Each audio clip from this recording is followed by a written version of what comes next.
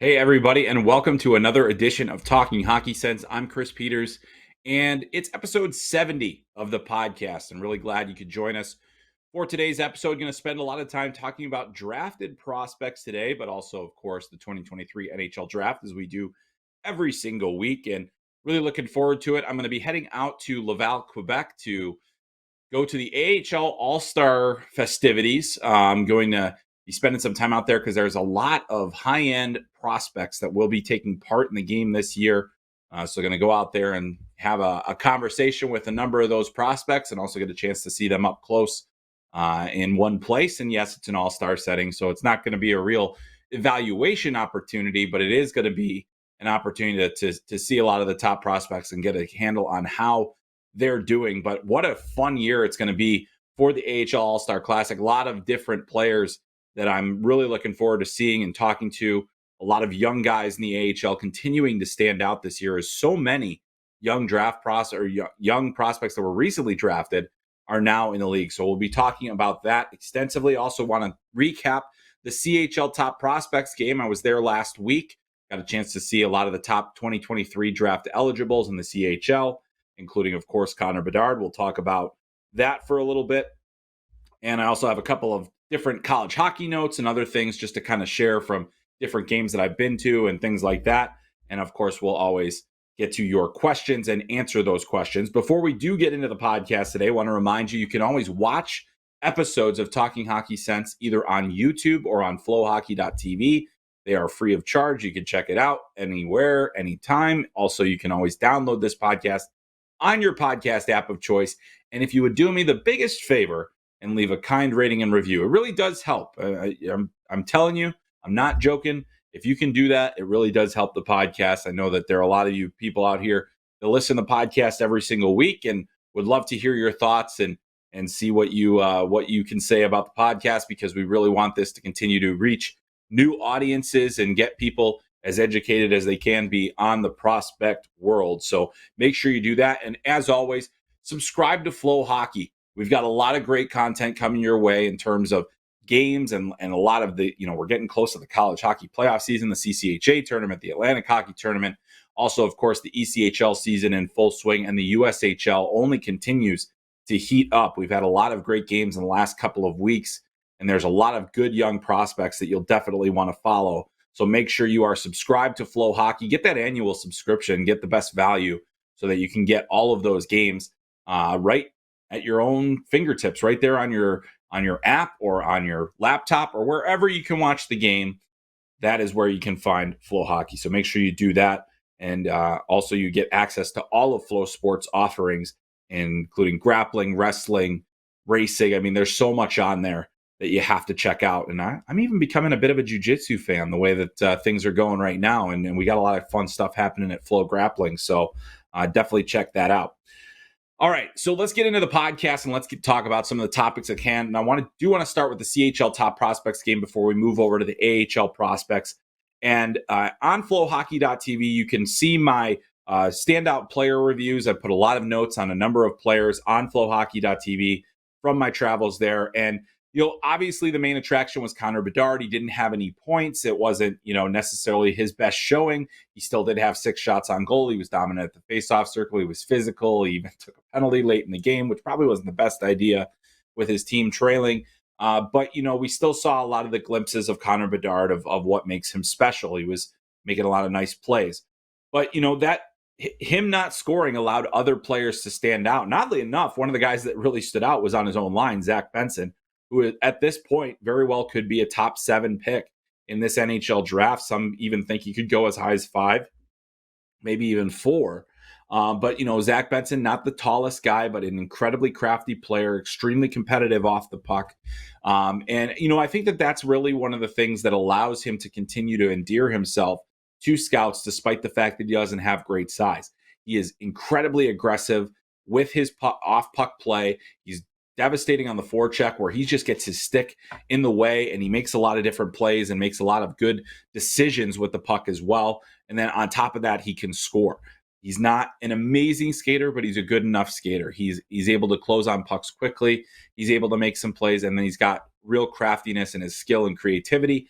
And so that helps him be a really good player. So, and he's scoring at a extremely high rate in the WHL. So Zach Benson, I think, did himself some favors there. I think the guy that maybe helped himself the most at the CHL Top Prospects game was Seattle Thunderbirds goalie Scott Ratzlaff. He was incredible in the game. He made 24 out of 25, stopped 24 out of 25 shots. Was going head to head against Connor Bedard and really was the difference in the game. Having that real barrage that he faced, stopped Riley Height on a Michigan attempt. I thought Scott Ratzlaff was, to me, the best player. I thought he deserved Player of the Game honors for Team White, though it did go to Carson Rakoff, who was also very good. But I thought Scott Ratzlaff was really the difference maker in that game. But Carson Rakoff had 2 points, including a goal that broke a deadlock late in the third, early in the third period, with some really nice moves.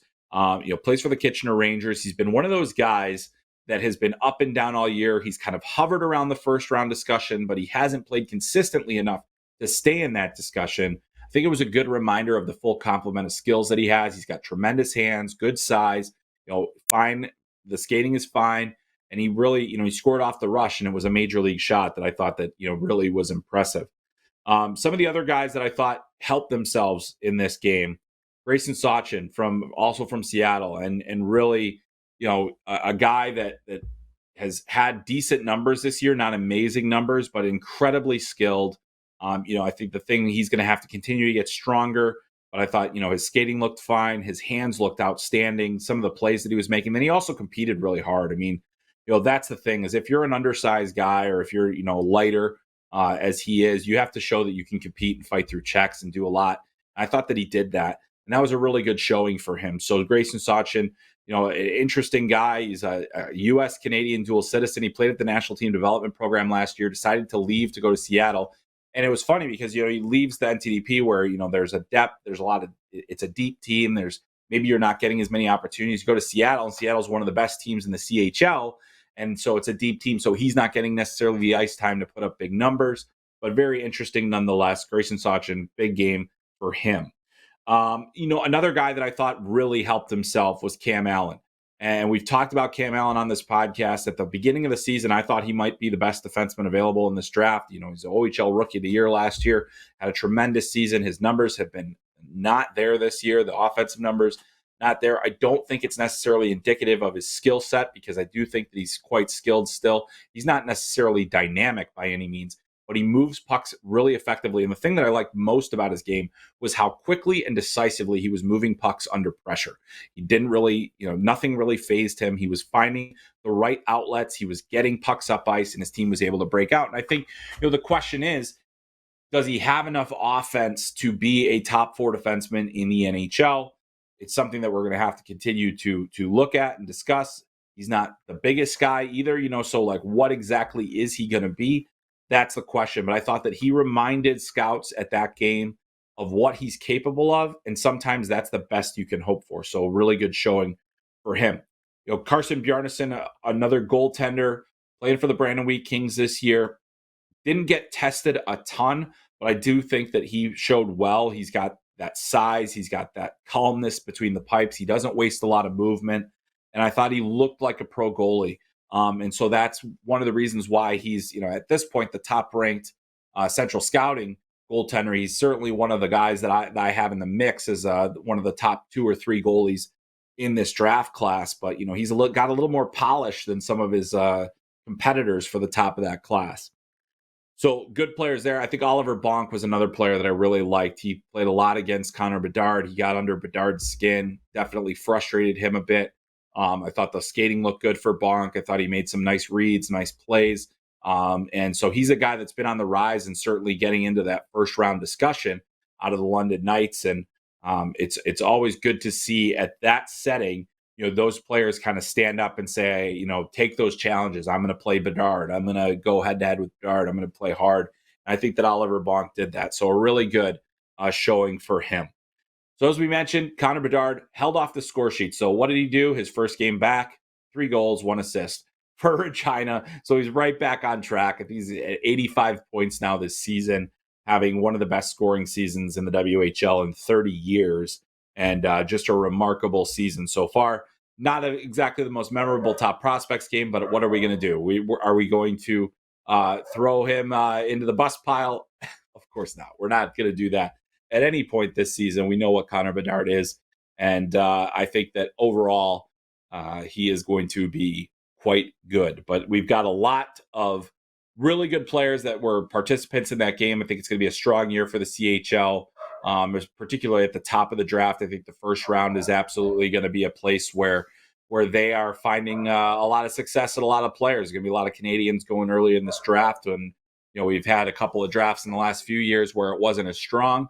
It's not necessarily the strongest year for the OHL. You might only have a couple of guys, but this is a big year for the WHL. And I thought that those WHL players really showed well over the course of that game in a WHL building that was provided a great atmosphere, and it was a really entertaining game. So always enjoy that. I think the CHL Top Prospects game, as far as Top Prospects games go, always gives you a little something.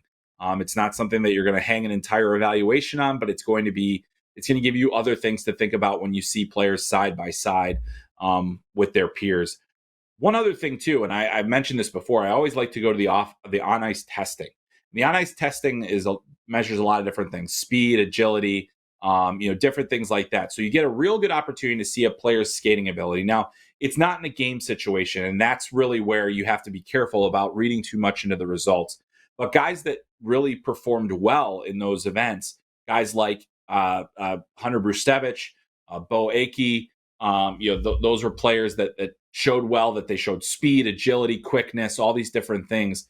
And you like seeing that. You like seeing that isolated from the game setting so that you just kind of get a chance to get a feel for those players. So those were a couple of the guys that really, really stood out to me in that testing situation. And it's always fascinating to watch those results come in. It's not usually the top tier guys don't always perform all that well in that event. And that was certainly true. I think that Connor Bedard maybe ended up in the top 5 in only a couple of categories. But that was interesting enough. All right, so we're going to move into our AHL discussion because I will be heading to Laval to see the top prospects. And I just want to kind of run down a number of the guys that are, there are certainly some AHL veterans in the game, guys like TJ Tynan, that have been in the league for a long time. We're not necessarily looking at them as NHL prospects so much as we are, they're guys that fill out organizational depth. But this year in particular, there is a number of high-end prospects. There are 4 teams. They're going to play that 3-on-3 tournament. They're also going to have the skills competition, which is probably what I'm most looking forward to, is going to see that skills competition in person. But here's just a sampling of the prospects that will be playing in this game.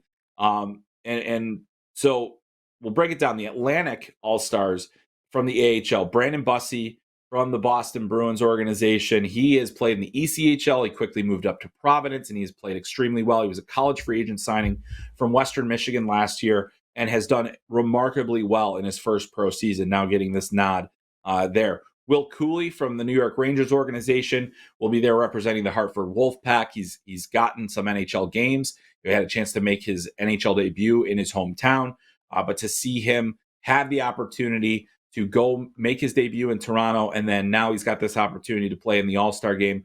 Really good for him. He's a big guy. He's shown he had a breakout season in the CHL last year. It's only continuing now, so very strong indications there. Tyson Forster, who's had a bit of an interesting developmental kind of arc because he was one of the players that got a chance to play in the AHL early because of the OHL being shut down. He's really on track right now. He's scoring some goals. He's making some plays offensively. We like to see that. Joel Hofer from the St. Louis organization. He has been, a top level prospect for the last few years. He helped Canada win gold at the 2019 World Juniors, and he is still very much in the mix. Zach Jones from the Rangers organization was just named as a replacement to the AHL All-Star game. So another guy that's kind of on the cusp. He's been up and down a little bit. He's had some opportunities with the Rangers, but he's right where he needs to be. The Central Division has quite a few interesting players that I'm really looking forward to see. It starts with the goaltenders. You've got 2 of the best young prospect goaltenders in the entire hockey world. that will be there. You've got Yaroslav Askarov from the Nashville Predators organization, the Milwaukee Admirals, Jesper Wallstedt for the Minnesota Wild / Iowa Wild. Those two guys are among the cream of the crop, 2 first-round draft picks, guys that have had a lot of success internationally and guys that are having success right now at the AHL level. Askarov actually got a chance to play with the Predators earlier this year, but his numbers have looked really good. He's been solid. He's making that adjustment to North America pretty seamlessly. So that's really exciting. And then Wallstedt, who recently had his first shutout. He's got a goal scored this season into an empty net. He is also making that adjustment quite well. And I think he's just getting better and better as time goes on. Some of the other notable prospects there, Luke Evangelista, we've actually got a question about him in our Q&A section, which we'll get to later. So he's having a really strong season for the Milwaukee Admirals as well. Thomas Harley, defenseman for the Dallas Stars organization, playing for Texas. He will be in the All-Star game as well. Incredibly mobile, puck-moving defenseman. Lucas Reichel, who's having a heck of a season, one of the top U23 players in the AHL this year, out of the Chicago Blackhawks organization. High-skilled player, doing a lot of good things. He looked good in his NHL opportunity that he had earlier this season. The Blackhawks are slow playing his development a little bit, letting him get more reps at the AHL, wanting him to be a top 6 forward. I think that's totally fine, and he's looked really good. Sammy Walker from the Minnesota Wild organization has played some games with Minnesota. He's been playing primarily with Iowa. He's a speedy player. He's got some tenacity to him. And, he was a guy that had an opportunity. He was drafted by Tampa Bay, decided not to sign with them, signs with the hometown Wild, and now he's getting an opportunity to play in the AHL All-Star game. Over in the North Division, I think the headliner there is going to be David Jiricek from the Columbus Blue Jackets. And really, Jiricek, I wanted to spend a second on him because he's having a truly exceptional season for a defenseman. The things that he's done over the course of the year with the Cleveland Monsters has been nothing short of incredible. He's averaging, up to like 0.8 points per game. At one point, he was averaging about a point a game, which would have been unprecedented for a player his age at his position in this league. But really excited to see what he does among these all-stars because he's had a really strong season to date. Went to the World Juniors, was an exceptional player there. The top defenseman in the tournament, and now he's got a chance to come back and really just hone in on his skills. I think if you're the Columbus Blue Jackets, you allow him to continue to develop. Don't bring him up yet. He'll be there next year. He's going to be an everyday NHLer. I really like what he brings to the table, and I think that he's going to be a very important player for them down the road. Another player, the other players on the North Division, got Justin Barron from the Montreal organization, Nico Dawes, goaltender from the New Jersey Devils organization, and then Dustin Wolf's in the Pacific. Igor Sokolov, who's having a really strong season. I've always liked Igor Sokolov. He's been one of my favorite prospects. He's a big guy who, he slimmed down. He got into better shape. He got his skating. It's not still not a strength, but he's an intelligent player. He's got physicality and strength, and he can score. And he's been doing that this season for the Belleville Senators. And now he'll be an all-star. And he is one of the more gregarious individuals you'll ever come across in a really fun interview. So I'm looking forward to reconnecting with Igor Sokolov, who's had a really strong season. Over in the Pacific Division, we've got a rookie in Thomas Bordeleau, who has played extremely well for the San Jose Barracuda. I think that he is a high-skill, highly intelligent player who does a lot of things well, does a lot of little things well, and he's got some craftiness in his skill and creativity. So I really like what he's going to bring to the table. I'm excited to see what kind of tricks he pulls out in the skills competition. Lucas Dostal, the goaltender from the Anaheim Ducks organization, probably the goalie of the future in Anaheim. John Gibson, it's starting to look like time is ticking away a little bit for him. And obviously the Ducks have had a really tough season. So, you have to figure that they're going to start turning it over to younger players, and Dostal could be one of those guys. He's kind of been biding his time, but he's been really good in the AHL over the last couple of seasons. I just love his competitiveness and his quickness. I think that he does a lot of things well for a guy that's not a towering goaltender. So we're looking forward to seeing him.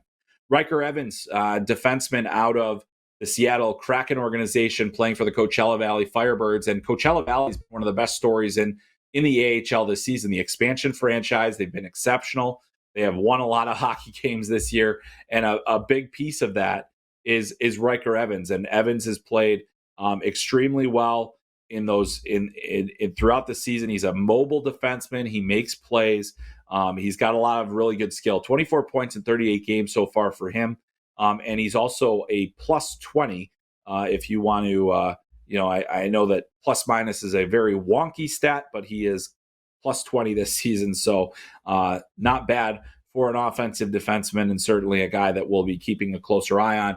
And that was a pick that I think that a lot of people said kind of scratched their head when Seattle made it. It was a second round pick as a reentry, but he has certainly made them look good for that over these last couple of years. A couple other guys on that team that'll be interesting to watch: Jean-Luc Foudy, and also Matthew Phillips from the Calgary organization, Foudy from the Colorado organization, and Dustin Wolf. Dustin Wolf was the goalie of the year last year. He has continually put up incredible numbers as a pro, as he did in junior. The question has always been, does he have the size to be an NHL goaltender? And every step of the way, he continues to perform at a high level. So now an all-star, and certainly one of the best that we'll see. And I'm personally most excited to see these goaltenders, to see Askarov, Wallstedt, Wolf, Dostal, Dawes. I mean, there are a lot of young guys that have an opportunity to one day be the number one goalie for their organization. I think, Askarov was, the highest Russian ever drafted. Wallstedt was a top 20 pick. You've got, Wolf, who was a late pick, but has just continued his ascent through the hockey world. Nico Dawes, who has had kind of just grown as a goaltender over these last couple of years and has had a couple of opportunities. And then Hofer, who's been a guy that's, kind of been the goalie of the future for a while now in St. Louis. And we'll have to see if maybe next year is the future and that's the time to bring him in. But, in addition to the All-Stars, I did want to point out a number of other U23 players in the AHL that have really performed at a high level. The Calgary Wranglers have some of the top producing young players in Connor Zary, who has 42 points in 42 games so far this season, and Jacob Peltier, who has 36 points in 32 games. And Peltier, of course, got an opportunity to play at the NHL level for a little bit there. So good for him. One of the guys that's had a real bounce back career season is Ruslan Ishkov, who plays for the Bridgeport Islanders, part of the Islanders organization. He's kind of bounced around these last couple of years, came back to North America this year, and he's really been outstanding.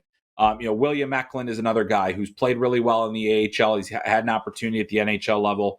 Now, he is showing that his growth, a top 10 pick, a guy with a lot to prove, and he's really done that quite well. And so there are just a number of players throughout the league that have really put on a really good showing across these games and across this league.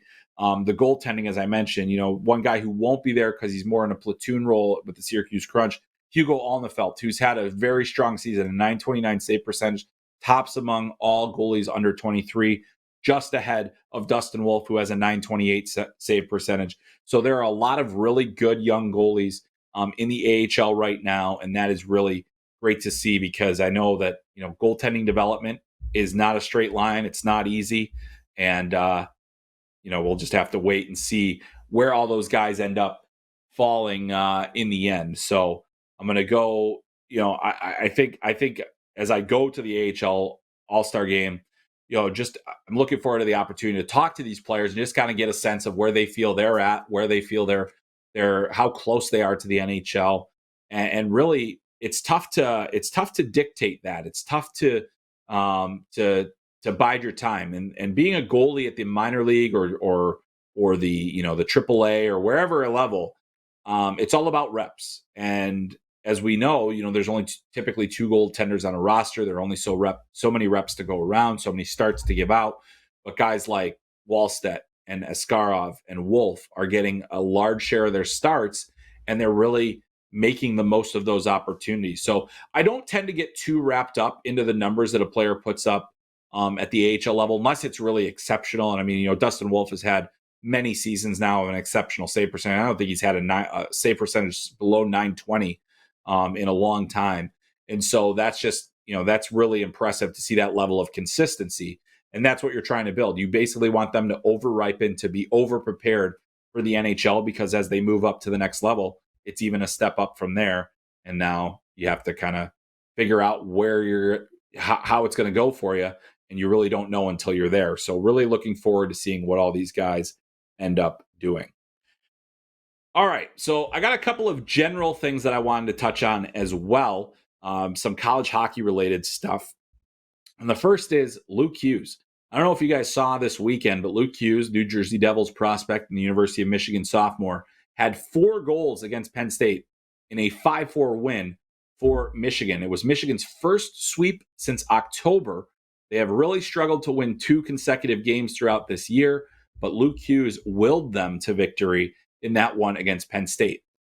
This is starting to look a little reminiscent of last season. Luke Hughes was a second half performer last year. He was so good in the second half that he got himself into the Hobie top 10. This year, we'd been talking a lot. He wasn't really a factor or as big a factor in some of the games. He'd only been okay in a lot of these games. But this weekend, dominant. This weekend, he was able to make some incredible plays, and some of the goals that he scored were really high skill or really powerful with the slap shot. So Luke Hughes looking like he is finding his stride. Meanwhile, staying on the Michigan topic, Adam Fantilli, since he has come back from the World Juniors, he has been on an absolute tear, and that continued this weekend against Penn State. So since the World Junior Championship, he has points in every game. He has multiple points in 5 of the 6 games that he's played in. He had a 4-point game against Penn State on Friday, and now is just 1 point off the NCAA scoring lead, despite the fact that he has played fewer games than anybody. He has 22 games played. The current leader, Ryan McAllister, has 28 games played, leads him by 1 point. A 1.77 points per game average so far for Adam Fantilli. That is identical to the points per game average that Jack Eichel put together in his Hobie Baker season. The question about Adam Fantilli is, will he have played enough games? Will he have made a big enough impact? Will Michigan be a team to beat as the season goes on? And if that is the case, it's my opinion that Adam Fantilli is the best player in college hockey this season. That doesn't always mean that you win the Hobie Baker. Just ask Kyle Connor. Michigan fans very much still mad, as I certainly am well aware, but were reminded of in my mentions this weekend when I talked about the points per game average that Adam Fantilli has put together in his freshman season. But really impressive work from the guy who we expect to go number 2 in the NHL draft this year. And I personally think the reason why teams are tanking isn't necessarily just because of Connor Bedard. It's because they desperately want a top 4 pick. And yes, Gary Bettman, teams tank. They do. So I don't know if you guys saw that. Well, let's go on that tangent. Let's do it. Let's go. We're going on a tangent. So Gary Bettman said that teams don't tank. And he's kind of right, but also kind of not, because very clearly NHL general managers are the ones that are tanking. It's not the players, it's not the coaches. And really the general managers don't necessarily want to tank, but what do? They weaken their roster as much as possible. They have stopgap. You look a couple of years ago, the New York Rangers even put out a letter and saying, hey, we're going to start trading some of your favorite players. Guys are going different places. We're tearing this thing down. We're going to start over.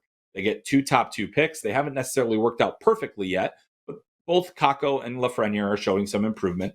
But either way, they focus more on draft picks and continued building. So teams do tank. I mean, they basically will be purposely worse than they were before. And there's nothing wrong with that, because I think that the players are never going to, the product on the ice, you're never going to have players stop trying.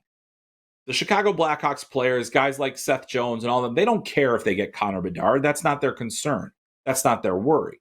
They just need to continue to play. They're trying to earn their paycheck, and they're also trying to maybe improve their team and improve their situation. But you look at Kyle Davidson and some of the moves that he made, trading away Kirby Dach, trading away Alex DeBrincat, going for draft picks over anything else, basically. Those were decisions made in an effort to reset. And teams have to reset sometimes. They're losing their top 2 core players, or their top 2 core players aren't as effective as they used to be in Jonathan Toews and Patrick Kane. Now, I do think Patrick Kane remains a top player in the NHL, but this season injury has certainly hurt his ability to play at a Patrick Kane-like level. So you have to restart. You can't just kind of rebuild on the fly. And I think that Chicago is not necessarily tearing it down to the studs, but they're tearing it down pretty significantly. And we're going to see more trades from that team as well. We could see some of their defensemen move on. We could see some of their other forwards move on. They will do whatever they have to do to get more picks and more opportunities to pick prospects, especially in this year's draft, where I think a lot of people are excited about not just that top 4, but what else is available in the first round to you. So yes, Gary Bettman, teams do tank, even though the weighted lottery system does deter a certain level. You can't. The Buffalo Sabres know all too well you can be as bad as you want to be, but you can still lose the lottery and lose out on Connor McDavid and end up with Jack Eichel, which wasn't a bad consolation prize, although obviously things didn't quite work out there the way that everybody had hoped either. So it's never a perfect situation. You put all your chips into the tank basket, and you just tank. So that is happening. A couple other things I wanted to mention. For the second straight weekend, the number 1 team in the major college hockey polls was swept. St. Cloud State lost 2 consecutively to Minnesota Duluth after reaching the number 1 status this season. The same thing happened to Quinnipiac the week before. So basically, it's so indicative of this season. Parity across college hockey, anybody can beat anybody. It really is that simple. I mean, we talked about Michigan. They have so few sweeps this year because it's really difficult to win 2 straight in college hockey. What this means for the tournament, who knows? But I think that St. Cloud still remains a very good team. I think Minnesota is the best team in the country. I've been saying it since the beginning of the season, and I will continue to say it. I think they have the deepest roster, the most complete roster, and everything going at the right time. But that's what you need. You need everything going at the right time of the season, and that doesn't always happen. So that's something that we'll be keeping a closer eye on as well. But college hockey, just fascinating. I also wanted to point out one other thing. So one of the things I do, I'll do color commentary for the Iowa Heartlanders and the ECHL this year. You can watch those games on FloHockey.tv. And I wanted to spotlight this because it was actually, they were playing for the Fort Wayne Comets, the ECHL affiliate of the Edmonton Oilers currently.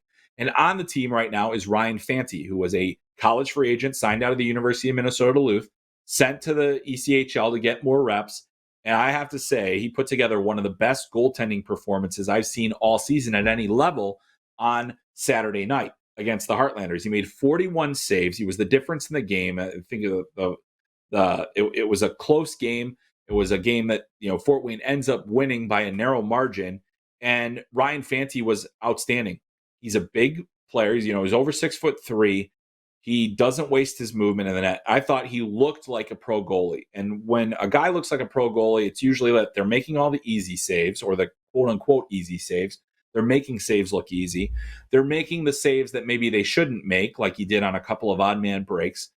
And they're never rattled. They play the same the whole way. It was one of the most complete goaltending performances I've seen all season.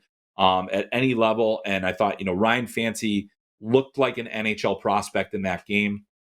He's had really good numbers over his last several games. Fort Wayne has played better as a team. But Ryan Fanti definitely looking really good. So that could be, that's a guy that's probably still a year or 2 away, but you've got him in your system. You've got an opportunity to make your goaltending depth better. And, I think Ryan Fanti was a very strong college free agent signing. And now we'll see if he continues to progress as he has throughout the CCHL season into the AHL next year. Very well could be good news for the Edmonton Oilers. But I wanted to point out, I thought it was such an impressive performance. I wanted to make sure I talked about it on the podcast. All right, it's question and answer time, because that's what we do on this podcast. You send in your questions and I answer them, and I'm happy to do it. We've got a lot of questions. I'm going to try to run through these as quickly as possible. And we're going to start things off with Jackson. And he asks, how has Drew Commesso looked this season? Well, Jackson, Drew Commesso, Chicago Blackhawks draft pick, currently playing at Boston University, chose not to play in the Summer World Juniors this year because he wanted to focus on his season and, excuse me, and do that. As far as Boston University goes, they've been great. Boston University has had a great season. They've been very tough to play against. They have won. They're on a current, let's see here, I think 6-game winning streak. across the ECA, or Hockey East rather. Geez, going way back there. And had a big sweep against Boston College this weekend. As far as Drew Commesso goes, I would say that he's played okay. He's 14-4 this season, so obviously he's got a nice win-loss record, but a .910 save percentage. Not exactly what you'd expect from a goalie of his caliber. And honestly, his numbers over the course of his collegiate career have not been amazing.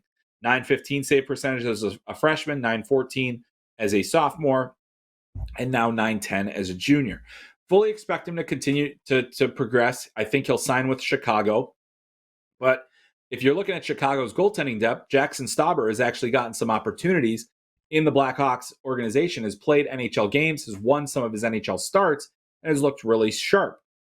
So all of a sudden, the competition is ramped up within the organization, and so that'll be interesting to see how that affects the decision of Commesso this season. We fully expected him to sign with the Blackhawks after BU's season is over. It might not be until April. With the way they're playing, they absolutely have an opportunity to go through. I would say that the thing about Commesso is, we're just looking to find that level of consistency again. He's been prone to the big game against a couple times this season. Games where he's given up 5 or more goals. I mean, it's happened only a couple of times, but a lot of games where he's had those big games against. You got to try to limit those a little bit more. He did have a 40 save performance against Boston College on Saturday. And that was in a win, and that was on the road as well. So, he does have that in his system. And I think he's a really good goalie. I think he's a sharp goalie. I think he plays the modern style of NHL goaltending, very, sharp technically. I like him. I think he's going to be fine. But certainly the numbers have not necessarily borne that out this year. All right, next question comes from Gary, and this gets us back to the AHL. Gary asks, where are your thoughts on Luke Evangelista and his development? Currently 30 points in 39 games played, a +8, tops in assists for rookies with 22. Do you see him as a top 6? Well, I'd say that, Luke Evangelista, if he's going to make it in the NHL, I think he's top 6 is lofty. I think he's probably a real quality scoring depth third liner.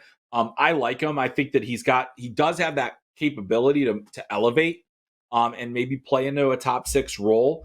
I just think that it's going to be a little bit harder for him, to be that top 6 level producer. But he's a quality winger. He's had success when he's played with really good players. He obviously had a tremendous OHL season last year with 111 points. He's up to 30 this year with Milwaukee.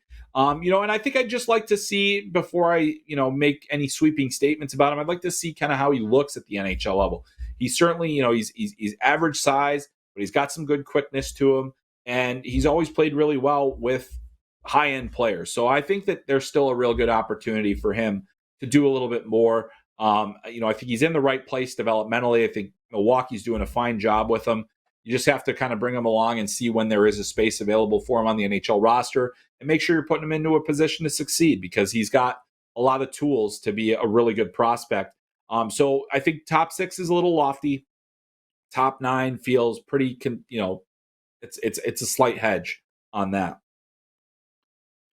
All right. Our next question comes from Leo, and Leo asks, Alex Laferriere looks to be having a good year at Harvard.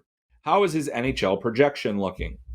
Well, he is having a very good season in the AHL, is Alex Laferriere, and he's had a lot of big games. He's had those games where he's had, a few like big time point performances.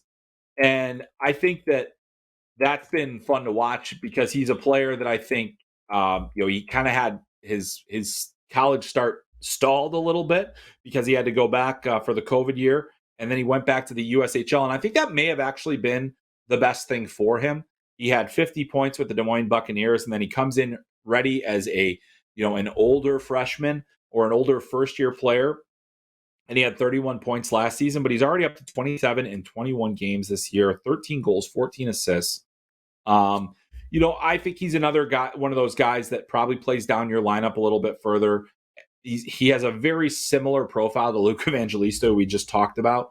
But I love the tenacity, the grit that he plays with. I think that he's got some, he's got that on top of his skill. A right shot guy who can score.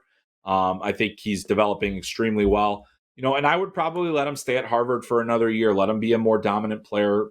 I think that there's a good chance that Sean Farrell and Matt Coronado could move on as soon as this season. And then that allows LaFerriere to get in there and be a top guy. He's doing so well now without being, one of the primary scorers for his team. But maybe give him that opportunity next year with that extra year of development, give him an opportunity to get that Harvard degree. I know it might be a little bit scary if you're a Los Angeles Kings fan worrying about free agency, but at the same time, I think there's a lot to like there. I'm sure that LA will be making a push to sign him this season, however. All right. Our next one comes from Iserman's season. If you were Detroit, would you sign Eric Portillo out of the University of Michigan as a UFA or just offer Carter Gylander his ELC or both? It's a really good question, and it's a tough one to answer because I think there are a couple of other factors that we have to consider before we get into this. The first is that we fully expect that Eric Portillo will not sign with the Buffalo Sabres. That's my expectation. It's not confirmed. I would say that the chances of him signing with Buffalo are roughly 10%. But that's because Buffalo has a pretty loaded goalie prospect system. Detroit has an interesting goalie prospect system. They have Sebastian Cossa as the presumed goalie of the future. I don't think it makes a ton of sense to use more contracts on goalies, with the exception of Carter Gylander. I think that he's a guy that you drafted in the 7th round. He has flourished at Colgate. He is having a career year at Colgate right now. He's a 6'5" goaltender. There's a lot to like about his game. Now, Colgate hasn't been a particularly competitive group. Like, they're not necessarily going to be, going into the national tournament. Who knows, unless they go on a run. Maybe Gylander gets hot and they go on a run at the ECAC tournament. But what I would say is, if I'm Eric Portillo, the situation I'm looking for is for a less crowded goalie spot. He could get traded before the trade deadline to a team, likely for just a conditional draft pick, and maybe that team is successful in signing him at the end of the season. However, there's a lot of value in going to free agency. Portillo isn't a perfect prospect by any stretch of the imagination. He is a very good prospect. He has a lot of upside. There's a bit of rawness to his game still. He still needs to improve on some of his decision making and some of the other things, but he is a very good young goaltender. And so a lot of teams are going to be interested in that kind of player. Buffalo has the logjam. They have Devin Levi, Ukko-Pekka Luukkonen. They have players that are kind of in the mix already with their system. And I think the big reason that that Eric Portillo is unlikely to sign there is the same reason that it would be unlikely to sign with Detroit.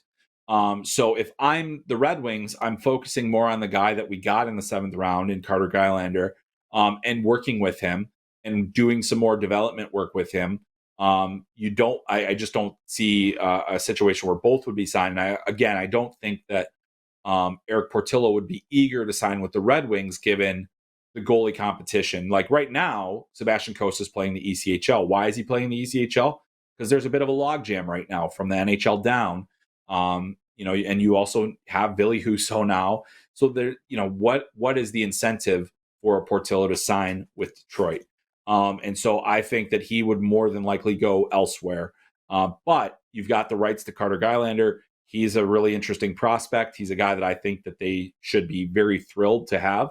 And to work with. And I think that it's more worthwhile giving him the ELC than getting into the mix and competing with all the others for Eric Portillo. I just don't think it's a good use of time or resources when you already have, kind of your goalie pipeline pretty well set. You can never have enough goalies, I guess, but still, I think that that's probably where it goes. I don't think that Portillo would be likely to sign there. All right, Mike Craddy asks, thoughts on the trio of Bruins prospects: Trevor Kunter, Andre Gasso, and Jelvik.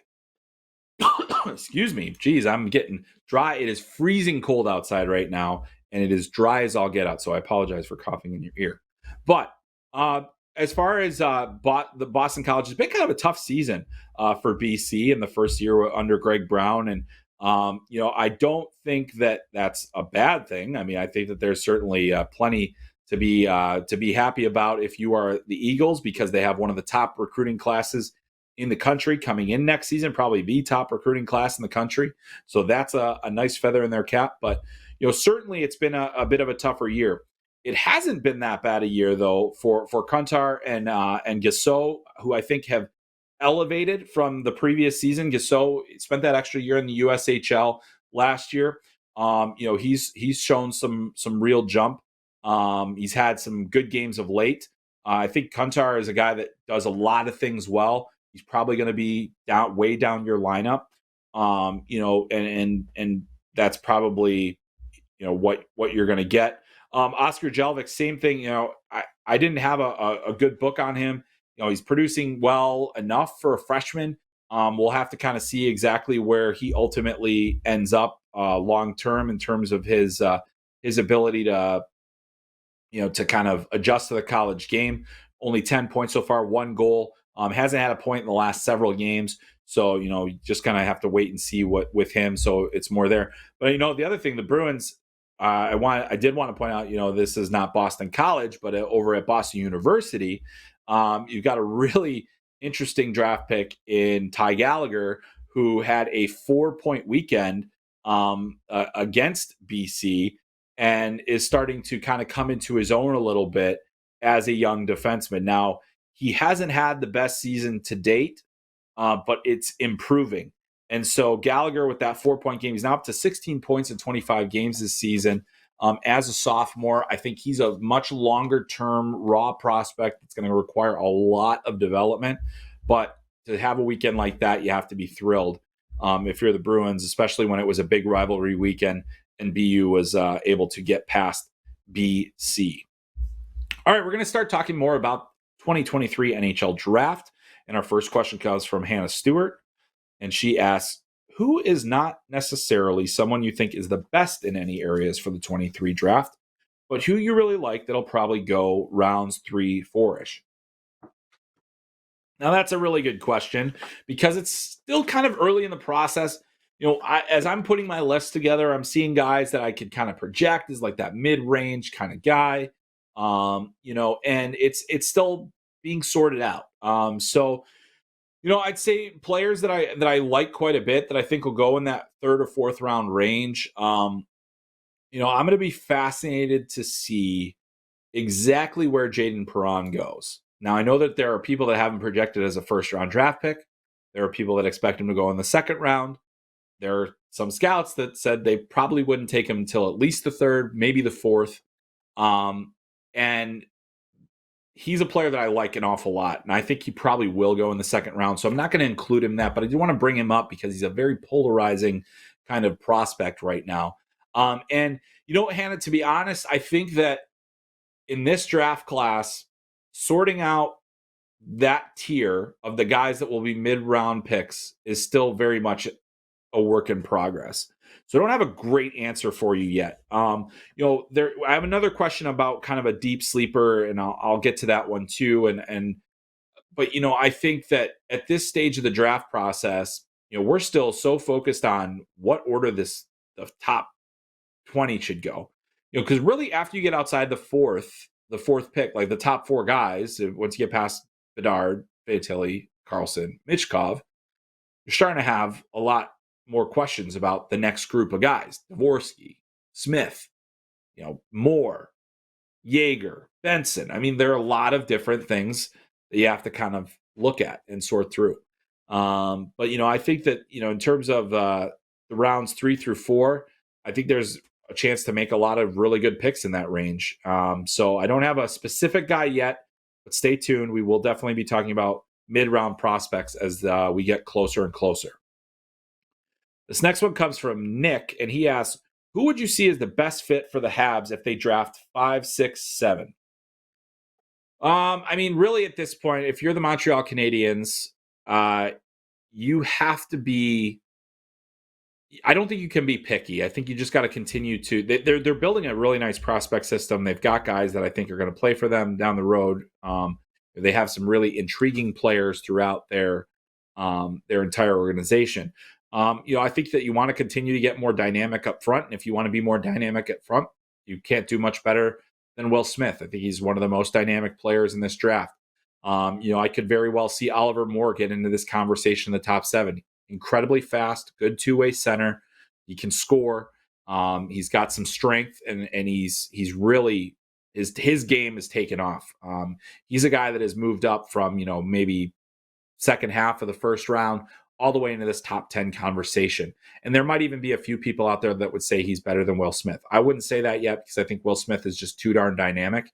But Oliver Moore is absolutely looking like the number 2 guy at the NTDP right now. And if he's there at 7, that's a really good spot. The other thing that the Canadians would have to decide, and I think having drafted well these last couple of years does help this. What if Matvei Michkov is there? Really good chance he's there in that range. And if he is, do you pick him? And I think if you're the Habs, you do. He could be a transformational player. I think that he's out in Russia, so we kind of forget about him. He's got a contract that'll last for a couple of years, so you kind of forget about any hopes of him making an immediate impact. But what you do have is a chance to land probably the smartest player in the draft, one of the most crafty offensive players you'll see, a guy who may not have necessarily the shot like Connor Bedard does, but certainly has the same level of scoring sense and is offensively creative. So if I'm in that 5, 6, 7 range, and I've got my core, and I know that yes, you've got Cole Caulfield and some of the guys that aren't the biggest guys out there, and Michkov is not a big guy. I still think that that's probably where I would go if I were Montreal. I just think it's especially if he's there at 6 or 7, it's just the value's too high to pass up on a player of that quality, I think, even with the risk. All right, Hockey Research 8 has our next question, and this is about the draft as well. Your biggest mid-round sleeper for the 2023 draft. So this is similar to the question that Hannah asked, and mid rounds. It's difficult. I think what I'm looking for is guys that are re-entries, players that are maybe on the college track, players that are going to have some more time to develop. And I think one of the guys that I've really come to like this season, and I liked him last year too. I thought he should have been drafted last year as a later round pick. That's Cole Knuble. I think that he's playing for the Fargo Force this year. He is eligible still. He's having a big season. He's not a big guy, but he is very aggressive off the puck. He makes a lot of plays. He scores goals. And, I think that the fact that he is, has NHL bloodlines does help. I think that the fact that Mike Knuble is his dad is, you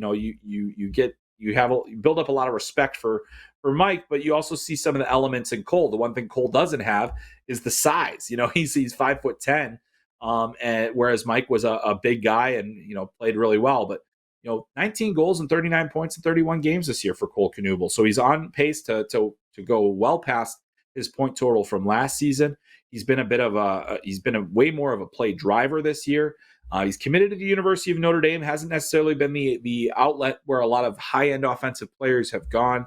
But they have had guys like Anders Lee and Kyle Palmieri in the past. But they've had a harder time locking down some of these guys that are highly productive players. But Cole Knuble looks like he could be that next guy. And I think that, developmentally getting that the schooling that you get at Notre Dame from a hockey perspective and the defensive elements of your game that have to improve there, I think is a good thing. So he's a guy that I'm looking at in the mid to late rounds as a player that I think will have a chance to play in the NHL, despite not having the great size profile and maybe not being quite dynamic enough. But I do think that he deserves to be picked this year. All right, next question comes from NP, and this question is thoughts on Adar Suniev. And Adar Suniev currently plays for the Penticton Vs in the BCHL. Big body, putting up big numbers this year. Committed to the University of Massachusetts. He is of Russian descent, but has been in North America for the last 5 or so years. And I haven't done a huge deep dive on Penticton yet. I plan to because they have a number of players that are certainly draft eligible. So I'm going to be doing more video work on Penticton very soon.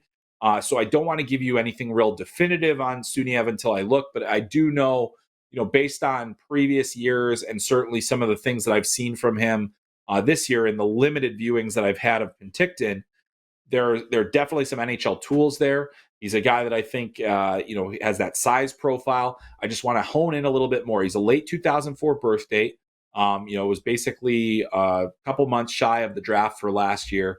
And so I think that he's one of those many players, Bradley Nadeau being another, that, I want to really kind of hone in on here in the second half of the season, get some retroactive video work done on them, and then kind of see where things go after that. But I think that he's a very intriguing prospect for this draft, certainly somebody that I've been aware of and want to get a little bit better handle on.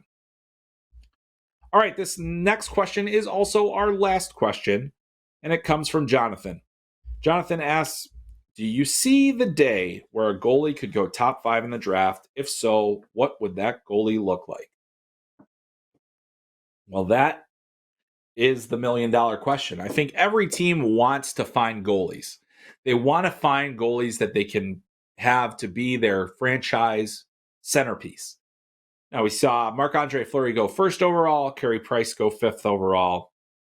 Nobody's really gone higher than 11th overall since then. And so what would that goalie have to look like? Well, they'd have to look kind of like Carey Price. They'd have to be big. They'd have to have incredible technique. They'd have to be incredibly predictable. That is the biggest thing with a goaltender. Predictability. Can you be relied upon every single game? Are your numbers in the .930 or higher range at the junior or European pro level? Are you on a development track that suggests that what you're doing as a junior is sustainable? You look at the top guys, I think Jesper Wallstedt has been one of the guys that I felt looked like the cleanest of the goalies. The guy that just had a lot of the tools. Spencer Knight also among that group, where it's just like he is just so dialed in and has such tremendous hockey sense. So it would be very, very difficult for anybody to really get into that top 5, because the top 5 pick is so valuable. It's just, you cannot miss on that pick. Some teams have in recent years. Sometimes it's been because of injury or other things, but you just cannot miss on a top 5. And the risk level with a goaltender is incredibly high. And teams have invested more in goalie scouting. They've invested more in goalie evaluation and then development as well. But it's still a very difficult position to project out, because when you draft that player at 17 or 18 years old, it could be as many as 8 years before you see that player on your roster. It could be as few as 2 years. But it's almost never going to be an immediate step into the NHL situation. So that's another factor. There are just so many different things. So this goalie would have to be a freak of nature that every team just says cannot miss to be drafted in the top 5, because there's just too much risk. So much of a draft is managing risk. It's saying, why do we go for the bigger player over the smaller player? Well, the bigger player has a higher percentage opportunity to make the NHL. You say, okay, well, this player is 5'9". Well, there's only a small percentage of players that are 5'9" in the NHL right now. Those are the types of risk analysis kind of things that you have to do. And when it comes to the goalie, the risk is off the charts. So that's why I think it's going to be very hard for a team to use a top 5 pick on a goalie. And it certainly won't be this year. And I'm not sure exactly when we'll see it next, but it could be a long way off. But again, you never know, because you suddenly have all these different players that kind of come in. You never know that if you'll see a player that scores like Connor Bedard, or, a player that skates like Connor McDavid. We haven't seen that goalie yet. But I'm sure we will soon. Well, I shouldn't say that. I'm not sure we will soon. Who knows? I mean, it's an inexact science as it is. But that was nothing like contradicting myself at the end of the podcast. Anyway, that is the end of the podcast. I'll be heading out to Laval, where I will be recording from next week. We'll focus on some of the things that I saw at the AHL skills competition, as well as some of the conversations I had with those players. We'll also talk more about the NHL draft. And if you ever do have a question that you'd like to ask me, hit me up on Twitter at Chris M. Peters. You can either DM me or send me a note and just say, this is for the podcast. and I'll be happy to answer on air. And I want to thank you all for tuning in. Thank you all for your questions. Also, special thanks to Colt Joyce for producing today and helping me out. Episode 70. I mean, we've been going at this for a little over 2 years now, or it'll be 2 years next month with this podcast. I can't thank you guys enough for coming along on the ride with me. We've had a lot of different iterations and changes to formats and all different sorts of things. And I'm sure there'll be more changes to come. But through 70 episodes, can't thank you guys enough for everything you've done for this podcast. Please do leave a kind rating and review. Subscribe to the podcast if you haven't already on your app of choice. And you can always watch us on YouTube or on FloHockey.tv. That's going to do it for this week's episode of Talking Hockey Sense. My name is Chris Peters. We'll catch you next time.